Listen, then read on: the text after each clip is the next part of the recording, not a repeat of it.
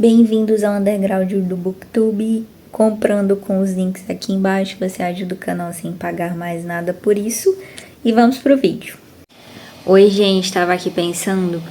Não sei se vocês estão ouvindo esse barulho de chuva, é porque eu coloco na Alexa som de chuva pra poder ler. E hoje eu estou lendo esse livro aqui, Carta ao Pai, do Franz Kafka. Eu espero terminar ainda hoje, afinal é muito curto. Eu já tô na metade, mais ou menos. E tava aqui preparando uma bolsinha de livros. Toda vez que eu ganho presente na Amazon que vem isso aqui, eu guardo, né? Pra não destruir nem nada esse papel. Eu tava aqui separando os livros que eu vou dar pra Sarah. Vocês já sabem, né? Aquela menina da igreja da minha mãe, que eu sempre li os presentes pra ela. E eu gosto de mostrar pra vocês, porque aí fica a sugestão pra algumas pessoas também. A câmera é toda torta, né? Senão nem seria esse canal. Primeiro é esse livro aqui, que ele tá com esse estado usado, que é A Escolha do Verão, da Sarah Guzela, não sei se fala assim. Mas é lindo esse livro. Ele é ainda mais lindo por dentro. Deixa eu mostrar pra vocês. Deixa eu mostrar que lindo. Ele é todo ilustrado esse livro. É uma fantasia cristã. Deixa eu mostrar mais imagens. Tem mais pra aqui. Os mapas. Tem um mapa aqui na frente também. Deixa eu mostrar o tal do mapa. Assim, pra uma criança que gosta de livro de fantasia, isso aqui é um prato cheio, né? Não tem o que questionar. Então, assim, esse é o primeiro de uma trilogia. Não, acho que é tetralogia, né? Porque vai ser cada uma estação. Aí esse ano vai lançar a continuação. Imagino que vão ser 4 livros. E aí minha mãe comprou esse livro para o meu irmão, e o meu irmão não leu. E tá aqui já tem uns 3 anos, abandonado, ficou nesse estado, ó, porque ele não cuida das coisas dele. Já deu uma saída aqui nesse hot stamp, e aqui tá um pouco acabado também. Aí eu cheguei nele e falei, já que tu não vai ler esse livro, deixa eu dar de presente pra Sarah. E ele deixou, tipo assim, bem pleno, nem hesitou em nenhum momento. Então eu já separei aqui pra ela. E esses aqui são 2 livros que na verdade não foi eu que comprei, foi Cleciano que comprou pra ela, que é um amigo meu. Ele ia me dar um livro de presente. Só que como esse ano eu já tô com um monte de coisa pra ler e eu tô lendo muito pouco, eu falei, quer saber, Cleciano, em vez de comprar um livro pra mim, compra 2 livros pra Sarah. E aí foi isso. Então chegaram aqui, foi esse Encarando a Verdade, da Tamires Marinho, que a Sarah queria muito. Pelo que eu tô vendo aqui, vai ser tipo um livrozinho de causos adolescentes, versão cristã, né? E eu achei bem bonitinho. A Sarah queria muito, falava direto desse livro. Ó.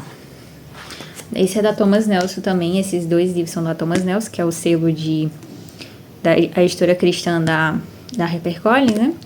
Então, aqui na contracapa tem assim, Melissa falando demais, até onde você iria pra ser popular. Então eu imagino que vai ser uma menina tentando ser popular no colégio, né? Bem uma história padrão de sessão da tarde, só que ela provavelmente vai ter uma redenção com Cristo aqui. E esse aqui é a continuação, vou deixar aqui o primeiro livro, do Meu Sol de Primavera, que é dessa autora aqui, Karen N. A Sarah amou o primeiro livro, se tornou um dos livros favoritos dela, e aí eu comprei essa continuação. Comprei, entre elas, foi o Cleciano que comprou, ela vai amar também. Então esses livros, daqui a pouco meu canal vai virar canal de indicação cristã, né? Porque todo vídeo quase eu tô indicando ficção cristã pra adolescente aqui. Mas é isso, pessoal, são essas 3 sugestões aí. É um mercado que tá crescendo muito. E eu fico feliz porque tem opções, sabe? Quando eu era criança e adolescente, isso aqui não se tinha muito no nosso país. Eu lembro que eu queria ler livros, assim, infantos juvenis. E o que tinha pra gente no tempo era Turma da Mônica, que é maravilhoso, por sinal, eu leio até hoje. Inclusive, tive um hiperfoco em Turma da Mônica esse último mês. Tive um hiperfoco em Turma da Mônica e saí lendo várias revistinhas, tanto da Turma da Mônica Clássica como da Turma da Mônica Jovem. E eu também amava o Diário de uma Banana. Mas assim, ficção cristã mesmo, voltado para esse público, não tinha. E isso é muito bom, porque é uma opção para as crianças lerem algo de produtivo, ao mesmo tempo entretém, que não é algo muito cabeça, porque os livros cristãos, propriamente dito, costumam ser mais cabeça, ter uma linguagem mais difícil para eles, então isso aqui é uma boa opção.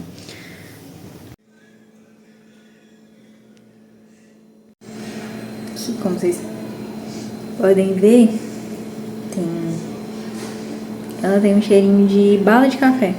E agora eu vou acender pra ver se vai ficar reverberando.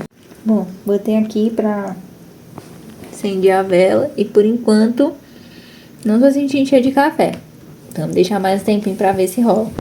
Voltamos, agora eu posso dizer verdadeiramente pra vocês que a vela tá com um cheirinho de cappuccino e ela tá bem mais forte agora. E hoje eu quero falar com vocês sobre um livro que eu acabei de terminar, que eu falei pra vocês que eu ia ler hoje ainda, que é O Carta ao Pai, do Franz Kafka. E o Kafka, ele é um autor que tudo que eu leio dele eu gosto muito. Ele é sempre muito certeiro comigo, sabe? E as reflexões que o Kafka faz muito me agradam. A Metamorfose foi um dos livros que eu li ano passado que mais me impactaram e também na minha vida. E é um livro, assim, muito transformador para algumas pessoas e para mim não foi diferente. E eu ganhei esse livro aqui de um inscrito desconhecido que até hoje não se revelou, não falou quem foi que me deu. Mas eu queria muito ler esse livro. Eu sou uma pessoa com ausência paterna e falei até brincando quando eu ganhei, mas para nós que temos uma relação difícil com os nossos pais, acho que é mais fácil de se identificar com isso aqui. Aqui o Kafka vai fazer literalmente o que o título diz, fazer uma carta pro pai dele. Então aqui é diferente das obras dele que tem uma pegada ficcional. Aqui ele está escrevendo mesmo uma carta para o pai, com a intenção de despertar no pai dele um entendimento sobre como ele se sentia. E essa carta não chega ao pai dele por alguns impedimentos. A gente descobre isso no pós-fácito do livro, né? O tradutor acaba falando como que isso se dá. E o Kafka, ele teve vários irmãos, alguns inclusive que morreram ainda bebês. E ele vai contando da relação com o pai dele, ele sendo o filho primogênito. E é mais um daqueles casos de pai rico e autoritário e que cria uma imagem, uma idealização em relação ao filho, e o filho não corresponde a essas expectativas dele. E ele é grosso, ele é irônico, ele sempre está fazendo a pessoa se sentir mal por não corresponder a essas expectativas. E o Kafka, ele demonstra o tempo todo a maneira que ele se desenvolveu ao longo da vida, nas suas relações, na maneira dele olhar o casamento, e até mesmo a relação dele com a literatura, porque ele era escritor, né, e o pai tinha uma rejeição por isso. Tudo isso foi afetado pela relação que ele teve com o pai dele, que sempre foi de uma falta de liberdade, né? Isso que ele sente, que tudo foi muito, muito visto, tudo parece que foi muito bem pensado para agradar, tudo foi feito em torno do pai.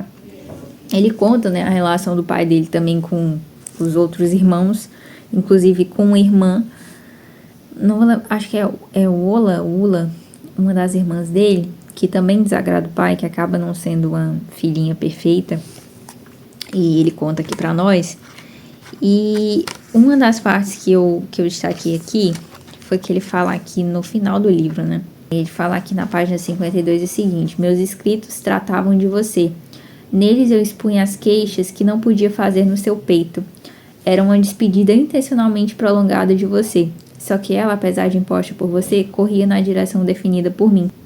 Ele fala, né, que os escritos dele foram direcionados para o pai. Quando você lê outras obras do Kafka, vou dar o exemplo da Metamorfose, que é a obra mais famosa, você vê ali, né, o pai como uma figura muito ríspida, acaba abandonando o filho, assim como o resto da família, né, diante daquela situação de ver o filho transformado num inseto gigante, em que é o tema central ali da Metamorfose. E o Kafka, ele vai falar também sobre os noivados que ele teve. Inclusive, ele chegou a ser noivo de uma moça 2 vezes e não deu certo, porque ele falava, né, que não tinha jeito para se casar. E aqui ele também nos conta como que o pai dele influenciou nessa questão dele de não conseguir se casar. E ele contando sobre quando o pai dele achava que ele trabalhava e estudava, e na verdade ele ficava, tipo, vadiando, se espreguiçando. E eu achei muito engraçado isso. E triste ao mesmo tempo. Quando você tem um pai assim, ao mesmo tempo que você sente medo dessa pessoa, você sente raiva dessa pessoa, você não gosta dessa pessoa, ao mesmo tempo você quer agradá-lo. Ao mesmo tempo, as palavras que essa pessoa fala sobre você têm muita importância e afetam a sua maneira de se ver no mundo. E isso me trouxe uma identificação muito grande, porque o meu pai, ele é assim, ele é uma pessoa que todas as vezes que eu me encontrei com ele, ele sempre foi muito ríspido na maioria das vezes. E quando não foi ríspido, sempre foi muito inconveniente. Tipo assim, de 10 coisas pra falar, ele fala as coisas mais absurdas, sabe? Assim, no sentido de deixar você constrangido, deixar você totalmente indefeso. Se percebe um padrão aqui, né? E o pai do Kafka também é engraçado, né? Que a gente pensa que quando muda o país muda muita coisa, mas o pai do Kafka é aqueles caras que ficam parafraseando para a realidade brasileira. Tipo, você tem tudo na mão. Quando no meu tempo eu andava 2 horas para chegar na escola, sabe? O pai do Kafka é esse cara aqui, só que na versão tcheca, né? Na verdade, sempre confundo o Kafka com o alemão, porque o idioma é alemão, mas na verdade é a República Tcheca. Enfim, e na versão tcheca aqui, ele falando que se esforçou muito, né, para chegar ali, e que os filhos não tiveram o mesmo esforço. Aí o Kafka fala basicamente assim, tipo, a gente não teve porque você não quis, porque você deu tudo nas nossas mãos, né?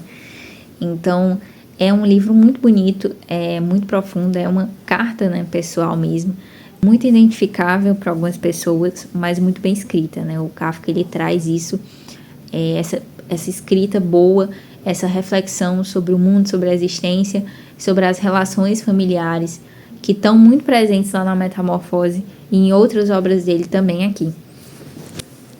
E uma das coisas que eu não sabia, que eu descobri lendo esse livro, foi que a Metamorfose foi publicada ainda em vida pelo Kafka. Eu sempre achei que todos os livros dele tivessem sido publicados postumamente pelo amigo dele, né? Ele deu a ordem lá de queimar os manuscritos dele, e porque ele não queria que nada fosse publicado. Aí o amigo dele foi lá e publicou depois da morte dele. Então eu achei que toda a obra dele tinha chegado a público dessa forma. Mas não, a Metamorfose já havia sido publicada com ele ainda vivo. Então, por isso que aqui no livro tem uma parte, né, dessa relação dele com a escrita e como que o pai dele via isso, né, com uma certa rejeição, porque ele já havia publicado em vida alguns contos também. E tem a rejeição do pai dele com o casamento dele. O pai dele vê defeito em tudo, né?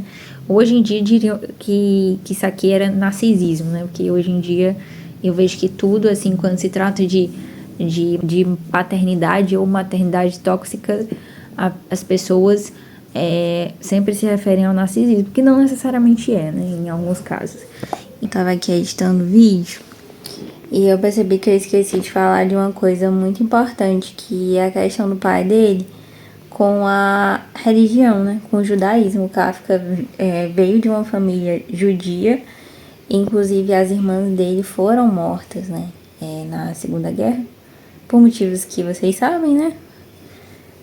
O YouTube é uma chatice com o negócio de boicote, então não vou falar descritivamente, mas ele tinha uma família judia, e nesse livro ele vai falar sobre como o pai dele era um judeu, aquela pessoa puramente religiosa mesmo, né?